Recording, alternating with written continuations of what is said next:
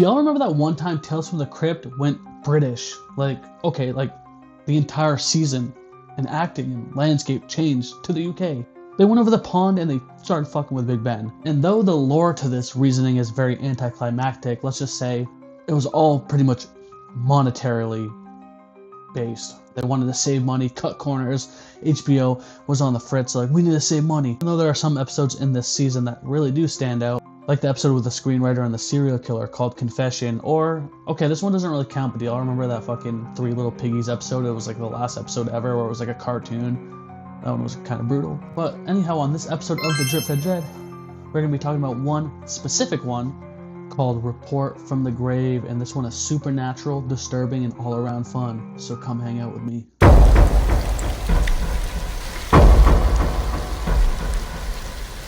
Elliot is a renowned scientist of sorts. He has this new state-of-the-art technology where he can read the minds of dead people. That's right. Through technology and certain information, he can set it up to a person and read them. But his ultimate goal in life is to read the mind of serial killers.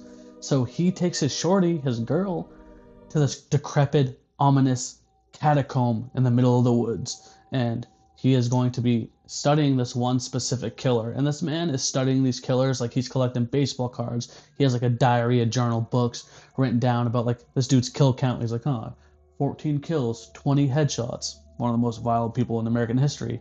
I'm gonna read his mind. And during all of this chaos, he sets up the technology and they open up the catacomb. They look in, they see this haunting figure of this dead body wearing a jacket and a hat. Dude looks Russian, I don't know. He has like some weird name, so he might be Russian. And they're like, all right, let's experiment. Let's get down to the nitty gritty. My fingernails as dirty as any. And he does it.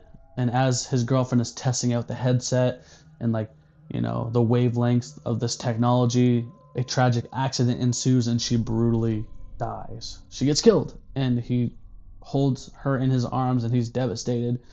Cuts to, you know, we get some great news that he has finally been accepted into this program that's going to be funded, backed by the government. They're like, we love your work, we love what you do. And as he's getting this information, he's laying there tormented. The editing is profound because he just lost the love of his life. And that's a thing a lot of people don't account for. Oftentimes in life, you're like, you know what? I want money, cars, bounce houses, big booty hoes. But to be fair, people just should have love and compassion, people that understand them. And he's taking a toll. And this death of his girl is taking a toll on his mental health. I want to talk about this one scene in specific that really highlights the show for me. He is essentially down bad, dealing with grief, and he is in what appears to be like an insane asylum, and he's laying in bed having these crazy hallucinations, these vivid dreams of his girl and the crazy chaotic killer that essentially killed her, because honestly it was a curiosity kill the cat thing. He didn't necessarily murder her, but she died because she was trying to help Elliot read his mind. And like just the way the shot was filmed, it's so indie, it's so 90s, it's so experimental, and that's what I love about this episode a lot. A lot of the older Tales from the Crypt episodes were kind of not, I don't know how to explain this. They weren't filmed like a sitcom, but they were kind of filmed like the set pieces were just so like individualized, you know, like when you watch a show and you see them go from room to room. It was kind of like that, but this one took liberties with the camera shot, the editing. It just had like that 90s grungy vibe, and the British accents really added to it. But he's in this hospital and, you know, he's drawing these symbols, trying to figure out what it means, having these crazy hallucinations, trying to figure out how he can solve the case. And then he decides that he is going to bring her back from the dead somehow using the same technology. And this scene right here is fucking awesome. I don't know why. As he walks into his laboratory, however you pronounce it, however you personally pronounce it, doesn't matter to me. It's like caramel. Which one's right? I won't tell you because I don't want you to unsubscribe. He has all these dead, naked bodies around him. He starts to set up the machine. He starts to get glimpses of his girl on the TV. Papers are blowing around. It's all chaotic, messy, fucking electricity flaring up, and he's just standing there calm and still, like nothing around him in this chaos even matters other than her. And she finally comes back to him. Which brings me to this one scene I really want to talk about that genuinely kind of gave me the goosebumps. It really haunted me. Oftentimes in movies or TV shows, when a character dies and comes back to life, it's always the person that's alive that knows the moral conundrum, and they're always like, yeah, even though I brought you back to life, you're not the full version of you. Are you a demon attached in there? what's going on. But this one scene, they're passionately making love, and she looks at him. She has this revelation, and she's like, wait, you're not real. You're just a dream. You're just a memory. And she starts having a panic attack. And that's so creepy and eerie to me because she came back from the dead. She was forced out of death. And he brought her back to life. And then she's having these weird, like, issues. Like, these weird... She's like, oh my god, this is all fake. This isn't real. And that's crazy for the dead person to have that. And he's like, what was being dead like? And she's like, it was cold. It was dark. It was painful. She pretty much admits that she was trapped where that killer was trapped. And that's so haunting. Like, the dude that they went to investigate and study... She died in his catacomb and he tortured her. And this all accumulates when he comes back to get her. And this scene was filmed so well, in my opinion. At first, when you first see the dead dude, you're like, a little campy. But how like kind of like 13 ghosty, like supernaturally like fast edited it was with a shaking camera, the glitches, the surrealness of it was really haunting. This dude was creepy. The blood, the knife, the goofy like demeanor but haunting energy.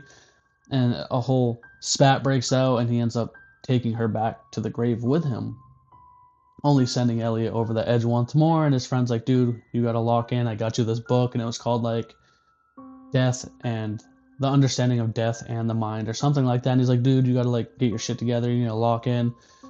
We on the come up, get it together. But Elliot is just devastated. He can't shake the feeling. And as his friend leaves, he gets a phone call. Like, dude, you should come check on your boy Elliot. Something's massively wrong. And he's like, all right, bet, say less, big bet. Shows up and Elliot is fucking dead. Imagine calling someone like, come check on your boy, something ain't right, and he's dead. Like, he's in the bathtub. They pulled an It miniseries from the 1990s, part 1, ending when he's laying in the bed with his wrist cut, blood on the wall, and he's just... Though he's dead, he's not expressionless. He's staring out the window, and out the window you just see a heart drawn on with the condensation, and he's just staring, and there's something written on the wall in blood, I think, too. And his friend goes, oh my god, she came back for him. And the book is on the ground and the blood's dripping on the book. So he read something in that book that was obviously able to communicate with her again. And I found that really heartwarming and endearing, because you could say, yeah, he went crazy and just offed himself, but I'd like to think that she came back for him and said, come with me to this other life and we can live together forever. And that's really, truly beautiful. But the guard comes in and he goes, dude, we're on the 2nd floor, and like that drawing of that heart is on the outside of the window, so there's no way I did that. You can't fire me. This is my first week on the job. So yeah, a heart's drawn on the outside of the window in condensation, and he's staring at it as he's dead.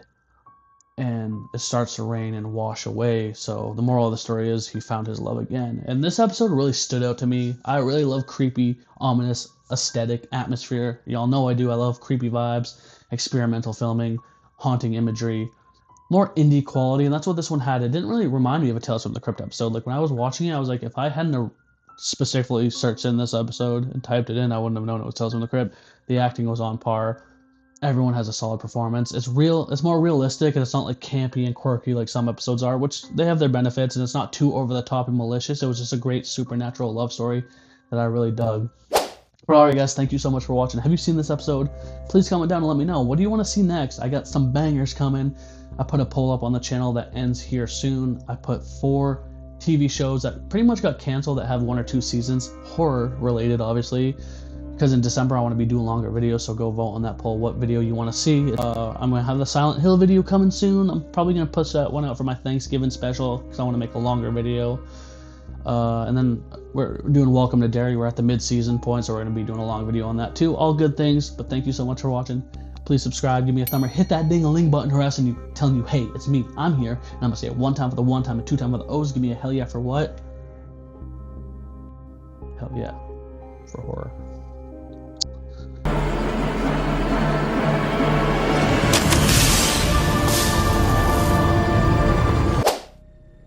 Who are you?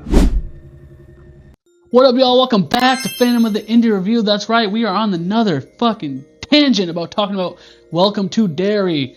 You know, the show that's advertised with Pennywise the Dancing Clown holding the balloon and in giant letters that says it, but up until this episode, deadass, I think I'm fucking like in Silent Hill or something, because shit don't look right. You do like... Good.